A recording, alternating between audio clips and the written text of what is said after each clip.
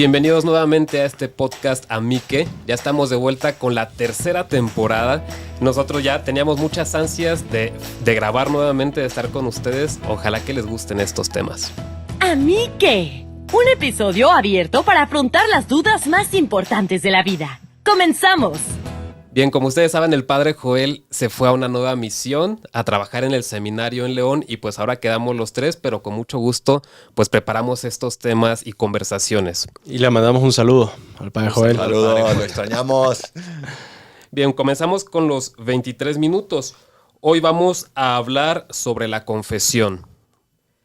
¿Qué entendemos, padres, por confesión en la Iglesia Católica? ¿A qué nos referimos? Pues nos referimos al perdón de los pecados. Yo creo que todos podemos tener esa experiencia de que somos pecadores, de que hemos fallado. Tenemos muchas cosas buenas, sin duda alguna, pero también sabemos que hay cosas malas en nosotros, que hacemos cosas malas. No tanto que somos malos, sino que hacemos cosas malas.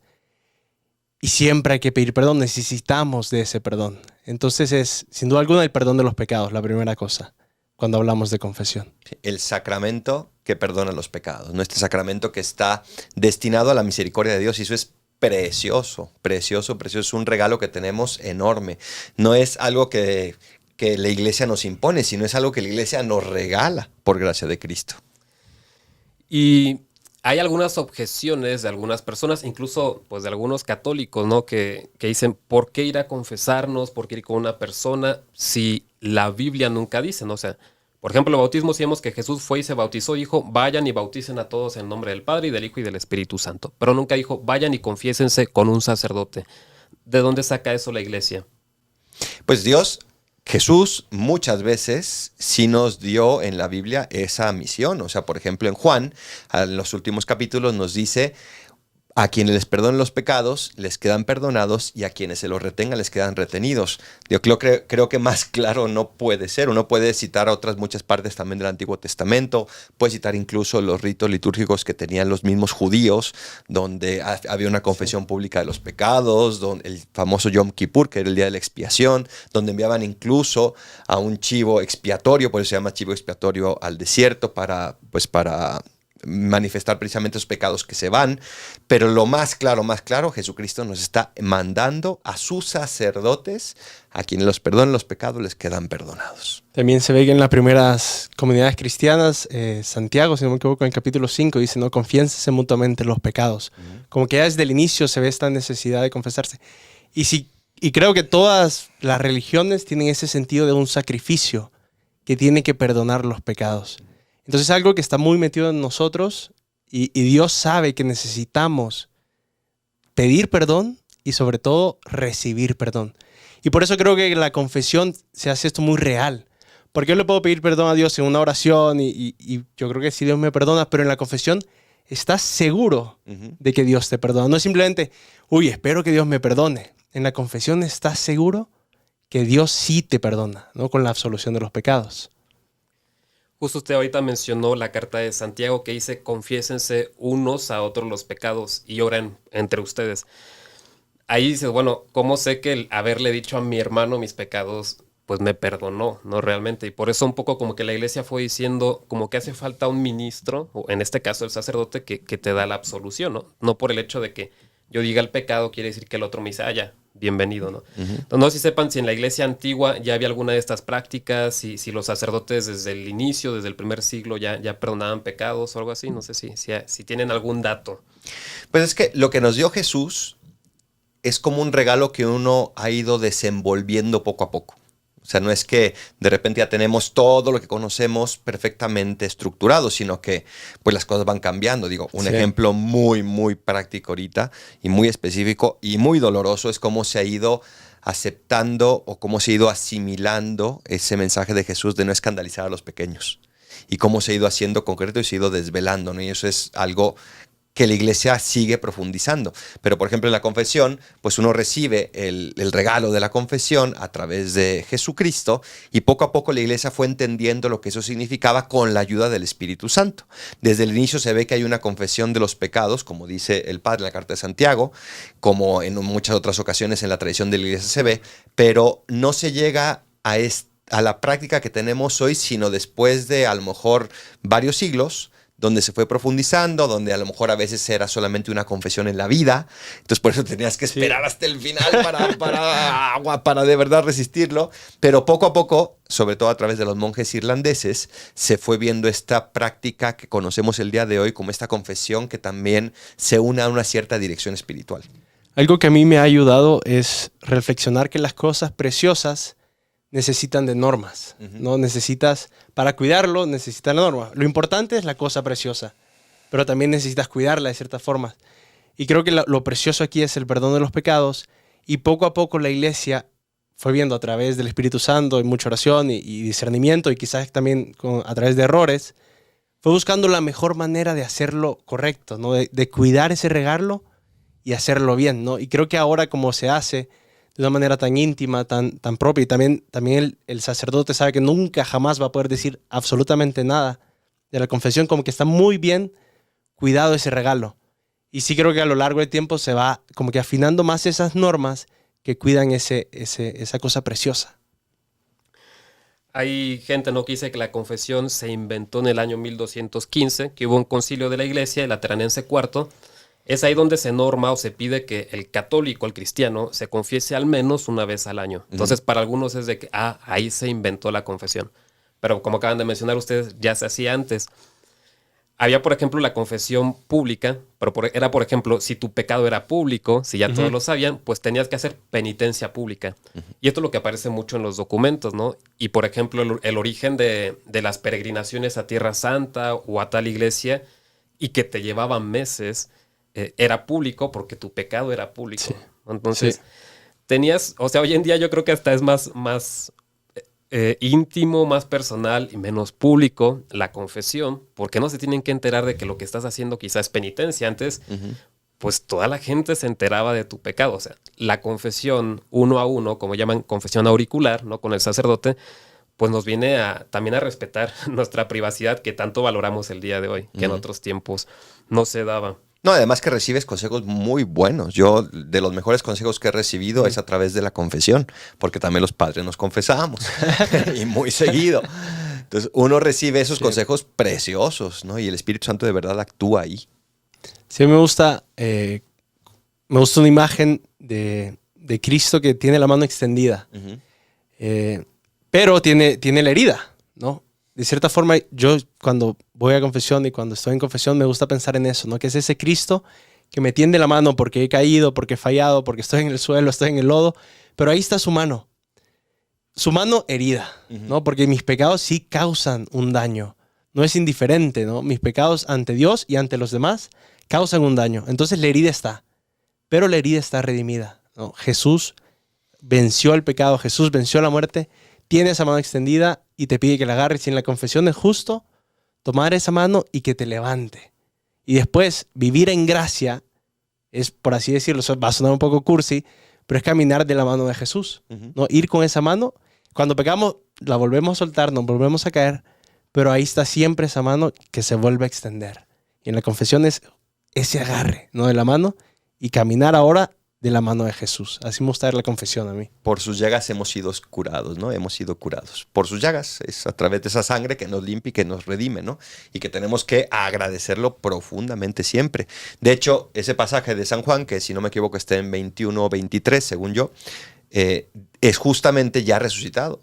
Sopló sobre ellos y que reciban el Espíritu Santo, a quien les perdone los pecados les quedarán perdonados, ¿no? Entonces es precisamente uno de los poderes que Jesús da a los sacerdotes después de su resurrección.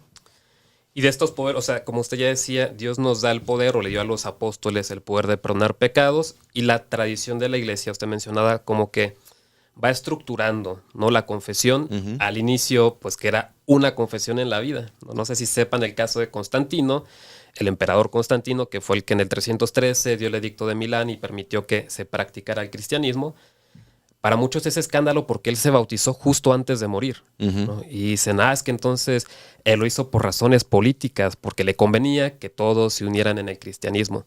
Pero no era solo eso, yo creo, sino porque dicen, como no se practicaba tanto la confesión, entonces muchas personas esperaban hasta antes de morir para ser bautizados. O muchos se bautizaban como a los 20, 30, Entonces se les borraban todos sus pecados previos, que es el efecto del bautismo, Ujú. y luego ya hasta antes de morir utilizaban su única confesión a la que tenían derecho, ¿no? Para que pues valoremos la confesión hoy en día, que podemos ir pues, todos los días si así queremos, ¿no? No que todos los días tengas pecados graves, ojalá, pero todos los días podemos acercarnos a recibir la gracia, ¿no? A recibir la misericordia de Dios, para valorarlo, no para abusar de la misericordia de Dios, ¿no? Yo sé que me dirán ustedes, pero yo les digo, cuando se vienen a confesar, quizás estoy aprendiendo también, entonces ustedes me pueden dar un consejo, pero yo les digo que lo importante de la confesión, obviamente sí hay que decir los pecados, ¿no? Pero lo importante no son tus pecados, sino lo importante es lo que Dios te está diciendo con el perdón de los pecados, ¿no? Te dice que tú eres más importante que tus pecados, que tú eres mucho más valioso que tus pecados, que Él te ama, que te perdona, que te quiere levantar, que te quiere hacer mejor.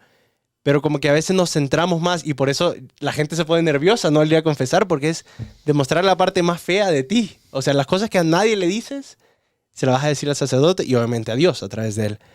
Pero me gusta como que darle el énfasis no tanto en esa fealdad, sino en la belleza de ese Dios que te perdona, que te ama y que te quiere ver de pie, caminando en la vida junto a Él. Es que cuando hay amor, hay deseo de reconciliación. Entonces, tiene que haber amor en nosotros para buscar esa sincera confesión, pero también Jesús, Dios, claro que nos ama infinitamente y claro que está deseando esa reconciliación. Y por eso se le llama también el sacramento de la fiesta de la reconciliación, ¿no? La fiesta del perdón, donde Jesús mismo celebra, donde Dios celebra, donde hay más alegría en el cielo por un pecador que se convierte que por 99 que no necesitan la conversión. Sí, precisamente es lo que ya mencionaron, ¿no? Los otros nombres del sacramento. Yo creo que el nombre más común es confesión. Y sí, pues ya cuando vas a confesarte, estás haciendo el énfasis en confesar tus pecados, en la parte negativa. Pero yo creo que la iglesia está retomando más los otros nombres, como el sacramento de la misericordia, de la reconciliación o de la penitencia, y cada uno de estos nombres hacen énfasis en alguno de los aspectos de la confesión. Algunos necesitan mucho la penitencia, que la penitencia en sí tiene su propósito, ¿no? Normalmente, yo creo que los padres deberíamos aprender a dar buenas penitencias que ayudan a o sea, directamente al pecado que me confesó, no nada más de que reza un Padre Nuestro y ya estuvo, ¿no? Porque la penitencia te ayuda a corregir, digamos, el equilibrio que rompiste contigo mismo o en las relaciones con los demás o en tus relaciones con Dios. Y el nombre de penitencia como que se refiere a ese equilibrio que queremos, ¿no? Corregir y recuperar. El nombre de misericordia, como ustedes decían, pues vamos a recibir la misericordia de Dios. No voy a decir mis pecados también, pero voy a conseguir la gracia y la misericordia de Dios. Sí, es muy bonito también cómo en la confesión, al final, para la absolución, se dice, yo te absuelvo de tus pecados. Pero yo no, yo Adolfo, yo Israel, yo Juan Carlos, sino yo Jesucristo, así como yo te bautizo, como esto es mi cuerpo. Pues no podemos pretender que en la misa, cuando el sacerdote dice esto es mi cuerpo, se está refiriendo a él, se está refiriendo a Cristo, porque uno actúa en persona Christi. Lo mismo en la confesión, y por eso es Cristo quien nos da esa misericordia, ese abrazo así, bien, bien bonito, bien apretado que Dios nos da para volvernos a recibir. ¿Cuál es su sentimiento, su impresión cuando a veces la gente viene a confesarse y realmente dices, híjole, yo soy más pecador, ¿no? Porque mucha gente realmente santa viene, ¿no? Y al final tú dices, yo te absuelvo, ¿no? En el yo de Cristo, pero sí. ¿Qué sienten ustedes como sacerdotes al momento de confesar? ¿Qué sienten? Pues sin duda mucha alegría. Yo creo que a mí me tocó una experiencia bastante fuerte en mi primera confesión que fuimos era Semana Santa. Recién ordenado sacerdote, hicimos un confesatón en un mall en El Salvador. Y estuvimos ahí confesando 2 horas y media. Y era como mi primera experiencia confesando. Y realmente ves la reconciliación, ¿no? De tantas personas con Dios que tanto lo necesitan. Y ver el cambio, ¿no? Cómo llegan y cómo se van es lo que más alegría me da. Simplemente si ves que el Espíritu Santo actúa, ¿no? En sus corazones, a través de ti, con unas pobres palabras, pero sí toca el corazón el Espíritu Santo. Y eso es lo que me causa más alegría, ver ese cambio de cómo llegan y cómo se van. Sí, yo espiritualmente pues siento también una gran alegría, pero también una gran pequeñez frente a lo que estoy haciendo. Y cuando la persona está hablando y te está diciendo a lo mejor alguna situación, alguna circunstancia, lo único que digo es, Espíritu Santo, pues ilumíname para que seas tú quien hables y no yo. Porque es muy hermoso cómo la gente expone su corazón ante el sacerdote. Y repito, no por ser Adolfo, Juan Carlos y Israel, sino por ser sacerdote. Entonces uno siente esa indignidad, ¿no? Lo mismo que sentimos el día de nuestra ordenación, ¿no? Como, ¿quién soy yo para recibir esto? No soy nadie. Es Cristo quien lo hace, es Cristo quien lo regala y por eso es también una experiencia muy, muy bonita. Y humanamente, un gran cansancio, porque es agotador confesar, agotador. Yo creo que siento eso. Hubo un momento en el que me sentía, no sé, apabullado, ¿no? Porque llega gente de todas las edades y cada quien te habla de sus problemas, ¿no? Algunos del problema con el novio y la novia y te pones a dar consejos, ¿no? Si corresponde un poco de la relación. Y luego el señor que viene con problemas en su trabajo y la señora que viene a contarte lo que pasa en su familia, ¿no? Entonces como que tienes que saber dar un poco consejo de todo. No somos expertos en eso y no nos compete, ¿no? Pero a veces sí como que dar una directriz, ¿no? Y una vez, después de esas horas y horas de confesión, yo salí como... O sea, tiene que ser el Espíritu Santo el que hable a través de mí porque yo no puedo abarcar todos estos temas, ¿no? De hecho, cuando alguien estudia una carrera, no estudias todo. No hay todólogos. El sacerdote no es todólogo. Entonces decir, Señor, pues me pongo en tus manos a la hora de confesar porque pues yo no puedo... de mí no salen los consejos perfectos. Tienen que salir de parte de Dios. Tienen que venir de Él.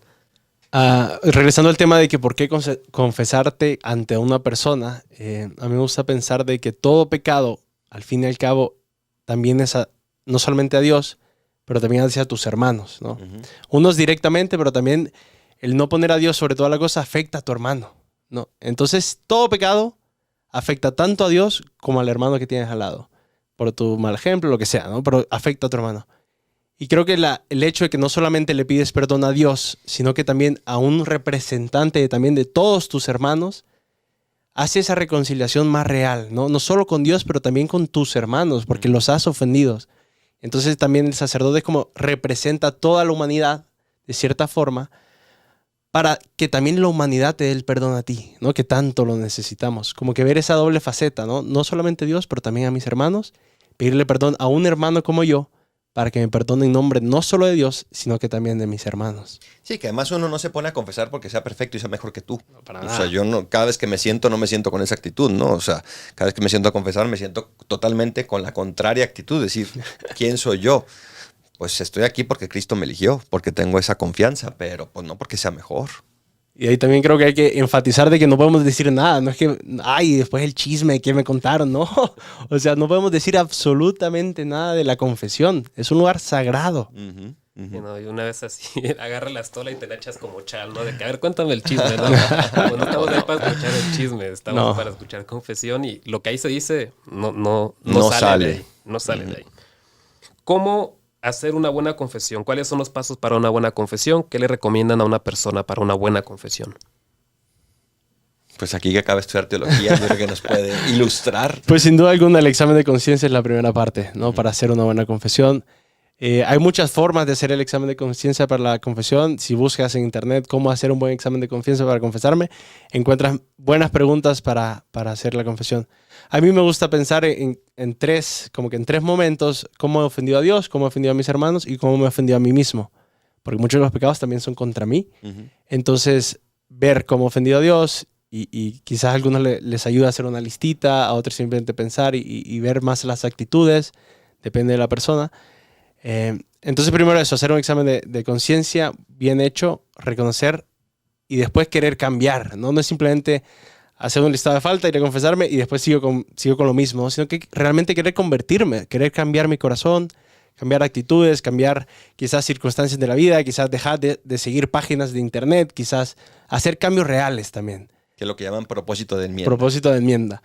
Y luego pues ya irse a confesar, decir tus pecados al confesor, decir el acto de contrición y recibir la solución y tener ese propósito. Y cumplir la penitencia. Y cumplir la penitencia. Y la parte también del dolor de los pecados, ¿no? O sea, examen de conciencia, dolor de los pecados, y que de hecho creo que era Juan Pablo II que decía que uno de los mayores males de nuestro mundo es que se ha perdido la conciencia del pecado. Y sí lo ves porque pues a veces te llega gente con más de 20 años que no se confiesan, se sientan o se hincan y te dicen, padre, pues yo siempre procuro hacer el bien y no encuentro nada que confesar, ¿no? Y ahí, soy bueno. Y llega, bueno, pues qué bueno que seas bueno, pero yo en 20 años, pues algo tuviste que haber hecho. Y el problema es que no se dan cuenta de, pues eso, que se han estado lastimando o que han lastimado a su familia. Entonces es la labor ahí del sacerdote en la confesión de, ok, vamos un poco a picar la conciencia para que se dé cuenta de que con nuestras acciones nos lastimamos a los demás, ofendemos a Dios. Es que yo creo que ahí está, o sea, la confesión es el sacramento del amor, como todos los sacramentos, pero esta de manera especial, no me voy a fijar en cuántas veces di escándalo, o hice escándalo, o cuántas veces hice una cosa abominable y horrorosa. Si lo hiciste, pues claro que confiésalo, ¿no? Pero hay que ir más allá. Me voy a fijar en todas esas veces, en todas esas pequeñas cosas donde no fui caritativo, donde no amé 100%. Y el amor, si no, que me digan los esposos, el amor está en los detalles. Cuando las esposas comienzan a descuidar los detalles, comienzan los problemas en el matrimonio. Si no hay detalles en el amor se enfría.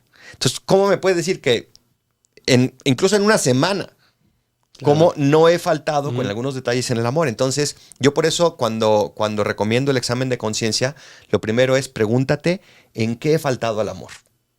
O sea, ¿dónde no he amado del todo, el 100%? Entonces, el sacramento de la penitencia, de la confesión, no es venir a decir mis pecados peores, sino venir a darle una afinada al amor. Así como metemos los coches a afinarse, una afinada, como se afinan también las guitarras, bueno, una afinada al amor, porque a lo mejor estás un poquito abajo del do. Bueno, pues vamos a afinarlo, ¿no? Vamos a ponerlo bien.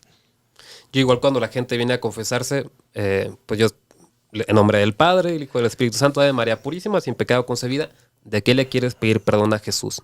Y algunas personas como que sí les choquea, ¿no? Les causa el shock de, pues es que vengo a pedirle perdón a Jesús. No vengo a decir pecados, vengo a pedir perdón a Jesús. Claro. Y sí noto que ese cambio le ayuda mucho a la gente, ¿no? Para darse cuenta de que pues, no es que rompí reglas, sino que ofendí a una persona, ofendí a Dios, ofendí a mi familia, a mis amigos, ¿no? Oye, ¿y por qué no se puede hacer una confesión virtual? Ahí por Zoom o por teléfono. Más sencillo, ¿no? No tengo que ir hasta encontrar al sacerdote, no está, le llamo por WhatsApp y ahí. Y vámonos. Y vámonos. A mí sí me llegaron, de hecho, ahorita que estuvimos en pandemia, pues, muchas peticiones, me imagino que a ustedes también. Pero pues algo que tiene la confesión es que debe ser personal, precisamente por el tipo de cosas que se están hablando, ¿no? Entonces, y de hecho pasa, por ejemplo, los que luego tienen sus clases por Zoom o en virtual, que alguien se les mete a media clase, ¿no? Y se las spoilea y les hace no sé qué bromas y cosas, o les pone imágenes. Imagínate que se te metan a media confesión y escuchan lo que estás diciendo, ¿no? Entonces, por la privacidad de la persona, por la importancia del sacramento, siempre se requiere que sea personal, ¿no? Que sea ahí uno a uno. Sí, además es un sacramento, es decir, es un signo sensible de una gracia invisible. Entonces yo tengo que recibirlo personalmente, o sea, me lo tiene que conferir alguien porque es un signo sensible, el signo de sacerdote que se me está dando a mí. Pero también, no sé si lo va a preguntar después, pero está el tema de la contrición perfecta. O sea, que también durante la pandemia se nos preguntó mucho, ¿qué pasa con los que se murieron sin recibir la confesión? O sea, sin poder recibir eso. ¿Qué hace, no? Pues obviamente Jesús no es un tirano que me dice, si no te confiesas, te vas al infierno. Justo el día anterior de enfermarme no fui a misa porque tuvimos un partido, yo siempre voy a misa, pero no fui y al día siguiente me enfermé y ya no me confesé. No, pues tengo la contrición perfecta, que es pedirle a Dios desde el fondo del corazón, por amor, no por miedo, sino por amor, que me perdone los pecados. Sí. Pero pues claro, ahí está complicado lograr esa pureza de intención, pero cuando no se da, hay que hacerlo. O sea, cuando no se da la confesión, claro que Dios lo va a tomar en cuenta. Sí, efectivamente. Queda como medio minuto. Si quieren responder a la pregunta, algo que no deberíamos hacer en la confesión. Contar los pecados de los demás. Si no los míos. Bien, sí, era una pregunta importante, ¿verdad? En la confesión vamos a confesar nuestros pecados, no los de nuestra familia o los de los compañeros de trabajo. Muy importante. Bueno, esperemos que te hayan ayudado pues estos consejos, estas reflexiones sobre la confesión. Tú igual cuéntanos en los comentarios, por ejemplo, cómo ves la confesión o si algún consejo del sacerdote te ha ayudado o qué tipo de penitencias te han ayudado. Así también nos das ideas a nosotros de cómo ayudarte mejor. Padres, ¿tienen alguna frase con la que quieran resumir el día de hoy? Pues a mí me gusta, la confesión es volver a tomar la mano de Jesús. El Papa tiene ese verbo misericordiar. Déjate misericordiar por Jesús a través de la confesión. Y como reto, pues te invito, ve a confesarte esta semana si puedes y déjate tocar por la misericordia de Jesús. Cristo Rey nuestro, venga a tu reino. Si te ha gustado este podcast, síguenos en amique.podcast y nos vemos en el próximo episodio.